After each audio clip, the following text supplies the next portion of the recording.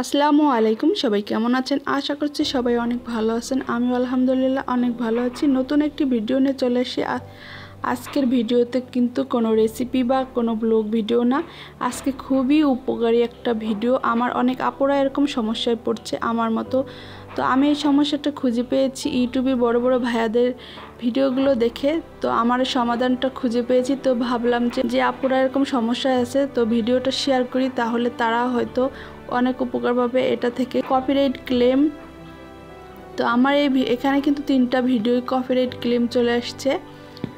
তো আমি এই ভিডিওটা থেকে কিন্তু কপিরাইট ক্লেমটা উঠিয়ে আপনাদের সাথে শেয়ার করব। তো প্রথমে চলে যাচ্ছে আমি ক্রোম ব্রাউজারে, আর ক্রোম ব্রাউজারে যাওয়ার পরে myyoutube.com লিখে সার্চ করতে হবে। সার্চ করলে এরকম অপশন দেখাবে। এখানে ডেস্কটপ সাইটটা অন করে দিচ্ছি আমি, আপনারাও অন করে দিবেন। অন করার পর এরকম অপশন দেখাইলে বাম সাইডে দেখবেন 3 ডট।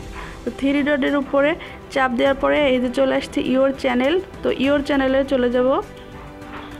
ইওর চ্যানেলে যাওয়ার পরে এই যে চলে আসছে কাস্টমাইজ চ্যানেল। তো কাস্টমাইজ চ্যানেলে গেলে ওয়াইড স্টুডিওর ভিতর চলে যাচ্ছি।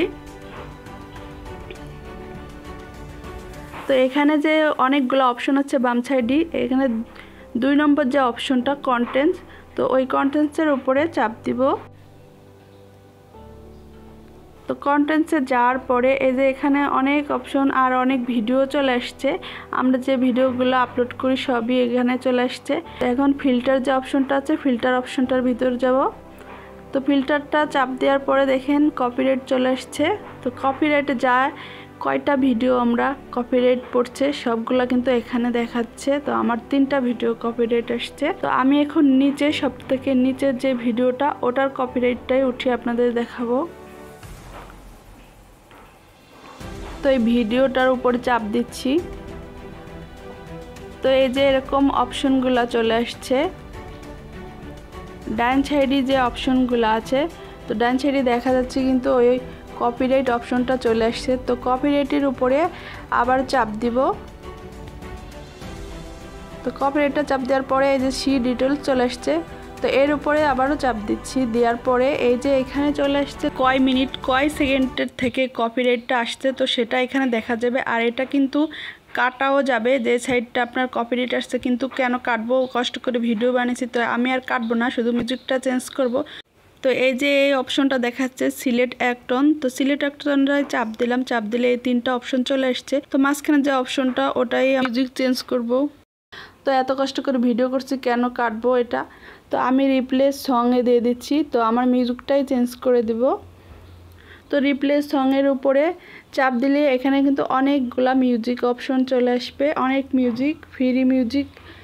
তো এখান থেকে আপনি আপনার পছন্দ মতো মিউজিকটি দেবেন। আমি আমার পছন্দ মতো মিউজিকটি সেট করে দিচ্ছি।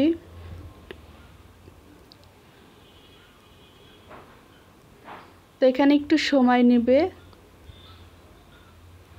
তো এই যে অপশন চলে আসে সেভ কালো, এখানে সেভ অংশটাতে চাপ দিচ্ছি।